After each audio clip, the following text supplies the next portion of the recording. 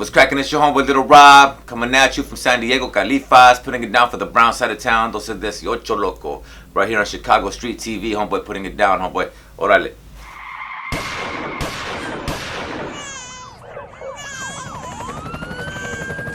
Summer days just sitting around, but when the sun goes down, I'll be ready to party. Ain't nothing like them summer nights. How and where have you been? How and where have I been? Well, first, how I've been good, man. Just doing my thing. The home life. I just had a baby boy. He's 5 months old, man. So I've been doing that for the past 5 months, and before that, 9 months with my lady. You know what I mean? Just helping her get through it and everything, man.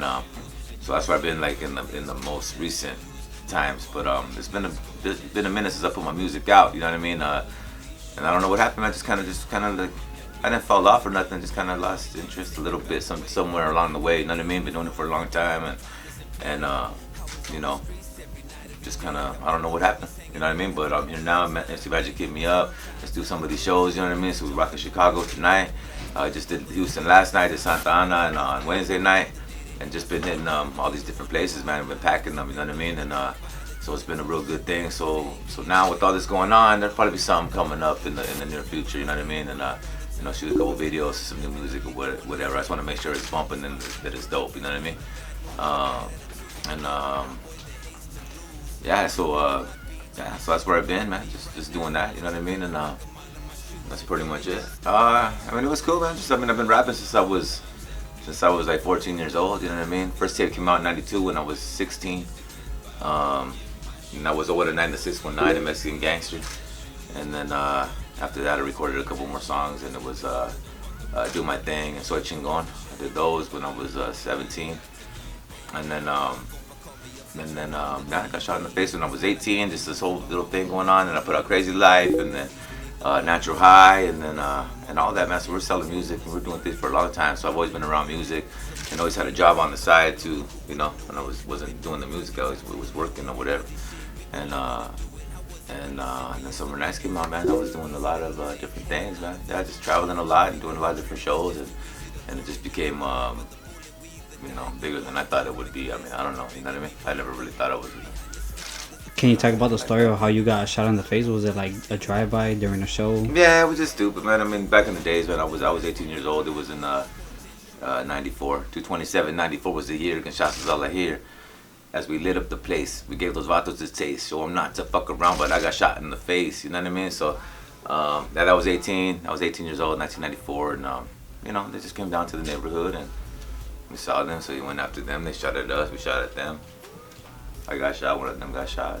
You know, luckily didn't get in trouble or nothing like that. That would have changed my life forever too. You know what I mean? You know, went into the operating room. They were gonna, you know, do surgery on me, whatever, because it went right here, knocked out my tooth, shattered my jaw. I left the hospital with a tracheotomy, yeah, and so I could breathe or whatnot. And then, you know, they said I wouldn't be able to talk the same when I woke up, and I'd probably be paralyzed when I got up. But luckily, either of that, you know, happened to me. So then I was able to record Crazy Life and finish that off by like when I was 20, and then from there, that was just Crazy Life, and then yeah. So out here in Chicago, they rarely and majority of the time do not play Latin rappers or Chicano rappers, but they did play your track Summer Nights. How did you get that on the radio to play? That's just being with the label and everybody, and then them working my record and all those kind of things, and then we had a hit on our hands, you know what I mean? So then it was one of them summertime jams that did something. I remember being on the front of the I don't know what paper it was out here in Chicago back then, but it was me and Gwen Stefani on the front paper with the you know, summertime songs of the summer, you know what I mean? So that was cool. So it's just, you know, just being with the label and them knowing people and the right moves, you know what I mean? So that's pretty much what that was. But we had a hit on our hands, and it was already being played a lot of different places, you know what I mean? But Chicago was one of the ones the big ones that was playing it, and much love to that, you know what I mean? It's definitely. How did Summer Nights change your life?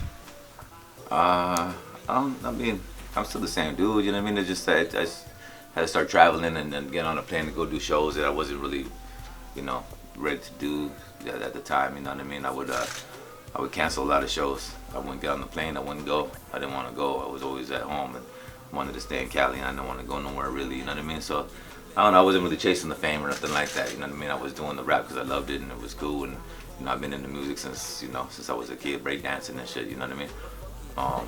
But you know, I mean, it just made me more busy. You know what I mean? Made me more busy. More people started recognizing me.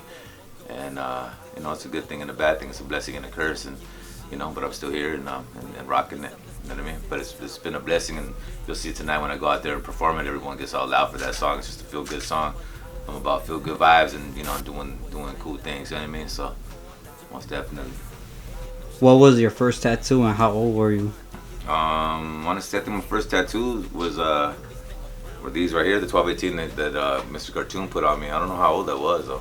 It was later on though. Later on in my years, you know, we got the 1218. And I remember being at work and shit and just saying I was gonna put 1218 on my arm right here, the numeric for the alphabet. You know what I mean? 12 is the L, R is the 18. Stands for Little Rob. 1218. I said, watch, I'm gonna get this tatted and it's gonna work. You know what I mean? And then it just kind of worked, man. People were kind of tripping on that. You know what I mean? And then followed that. And so that's the first one right there, man. But back in the days, I used to give tattoos to my friends and shit like that. Like when I was like, if I come home with Luis, the one on the beginning of Switching, going, hey, throw on some fucking oldies. That's it. I threw on when I was like, I think we were 13, man. I put EP on his arm right here. You know what I mean? With a little homemade tattoo gun, and you know, just doing shit like that when I was small. But I never let them touch me. You know what I mean? I was like, hell, that shit hurts, and it still does fucking hurt, man. I got another one on my back right now. Shit fucking hurts. My upper back, motherfucker, upper back. You got any more tattoos? You got any more tattoos that you're gonna get anytime soon? I mean, I don't know, man. Just we'll see what happens. You know, that shit hurts though, man. It's like, I gotta sit there for a minute and go through the pain and shit. But it's cool. I mean, I don't need to get them. You know what I mean? If I do, I just get them. But. So when you started rapping, you were with LPG. How did you meet the guys from LPG? Well, I started before, man. I started before just in my town, dude. And I did Over the Night, Mexican Gangster, and then I don't know, one of the little homies from my town ended up, showing homie where I live for some reason, you know. So homie came up to the pad, just started talking to me, and we just, kind of hooked up and started recording with them and shit. Do you still talk to any of the members from LPG? No, I don't talk to nobody, man. I see, a couple people here and there, but I don't talk to nobody, man. Just kind of just do my own thing, separate myself, and just, stay cool. And like I say, give credit where credit's due. They put out my music and, got my music out there and, sold a lot of them. And so by that time when the record label came and I was, solo or whatever, and they came and swooped it up, it just, summer nights or even like barely getting by and Bring Out the Freak just kind of blew up, Right. It took me to a whole nother level, but, give credit where credit's due. Ain't no bad feelings coming from my side, you know what I mean? I know we did our disses and whatnot, but it's been a long time and ain't no hard feelings from my side. I'm just chilling, just appreciative of, for whatever, people want it and whatever, but to me it's just like, let's come out here, have a good time and show the people a good time, but, colder than the winter in Chicago, good luck with that vato. Yeah, it's just it's cold over here, homie. It's pulled up right now for the freezing, I got out the plane, I was like, oh shit, I had to put my hat on and everything, but that's just what I meant. It's cold over here, you know what I mean? I've been out here a couple times, and even without concerts or whatever, I've been to like Indiana and like Chicago and these type of places where it's always been cold every time I came out here. So I just kind of went, with the jam, Right. Yeah. I noticed too a while back you had slick back hair. You want to talk about why is it that you did that and now you went back to being yeah, man, just to things were going on in my life, man. Ended up moving to a different city to where where people ain't really weren't really digging me, you know what I mean? So I was trying to be incognito. I don't want to be noticed. I don't want to be seen. But whether I stick my hair back or I don't, man, I'm still getting noticed as Little Roberto, no matter where the fuck I was going, you know what I mean? And I was just trying to play low, man, keep it low. I didn't want no drama, man. Like, I've been in, back in the days, okay, got shot, okay, that's a long time ago. I'm older now, man, but I was, going out, and hanging out and going to different bars and stuff like that, and just trying to have a good time with some of my friends, and just always getting hit up, man, always getting hit up, and for being from Southern Cali or whatever, and just the whole outlook on that whole thing, man. So I was just trying to lay low, man, and instead of the drama, but yeah, that wasn't happening. That was never happening. I was still getting noticed anyway. and you know, just backing up my shit and throwing blows for no reason. I don't even know what the fuck it was really over. You know what I mean? Right. People fighting for some dumb shit. You know, so you know, but I was just, you know, holding my ground, and so it's just pretty much just trying to be incognito, man. I didn't want no drama. I don't want your shit, you know. Right. But it just never went away. You know what I mean? And it's just what it is, and you know, I'm not even like a shit talker, man. Like I don't want no drama. I'm just kicking in my own fucking business. Right. And people might bring the drama to me, and that's what's cracking. So that's where I went. That's why I had it. And then fucking one day, you know, I was talking to my lady on the phone. I was like fucking tired of this shit. Every time I was sleeping, I'd have to dust up my hair or whatever. Every time I get up or whatever, my hair all fucked up. Oh man, I want to take this shit off already. She goes, go for it. So I had her on the phone. And I was like, shave my hair again. You know what I mean? Yeah. Just fuck it, whatever it is, and then. It was a trip too, though, man. At the same time, I would come do shows with my hair and everybody, and I'd walk in and no one would recognize me. They'd be like, "Who the fuck is that?" You know what I mean? Like they didn't recognize me, like as a Rob when I came to do shows and shit like that. So that was messing me up too. But What are your thoughts on today's rap and hip hop? it's cool, man. I mean, it's real cool. You know what I mean? There's a lot of good shit out there. I listened to a lot of things that made me even try to, you know, go back to the old drawing board. You know, I said that before one of my songs, like sending fools back to the old drawing board. Well, fuck, now they're sending me to the old drawing board going, fuck, what am I doing? You know what I mean? Right. And so, you know, they're just, you know, there's different music out there and it's bumping. You know what I mean? It's bumping, so it's cool. You know? So, recent, the hottest, most well-known artist that everybody kept talking about was 6ix9ine, and he's also Mexican. Yeah. What are your thoughts on 6ix9ine just being that most talked about artist at one point? Yeah, no, that's cool. I mean, it's just, you know, like I said, be careful what you wish for and stuff like that. And, you know, you put yourself in the, you know, out there like that, and you're getting seen more. And, you know, it just sucks if people get busted, and, you know, and take it too far. I mean, that's way too quick for a career to crumble. You know what I mean? But Right. I had no problem with him or what he was doing or anything. I mean, you know, to each his own. You know what I mean? I'm just doing my own thing. I don't want anyone messing with me either. You know. Right. But that was cool. You know, for the time being, it sucks to learn a lesson by getting locked up and all that kind of stuff. Man, I really don't even know what's going on with all that kind of stuff. It's none of my concern, but it just it's whack shit. I'd hate to be in that position, you know? Right. Man. Being that you're from San Diego, what are your thoughts on Manny Machado landing on the Padres and the future for the Padres? Honestly, man, I don't even pay attention, man.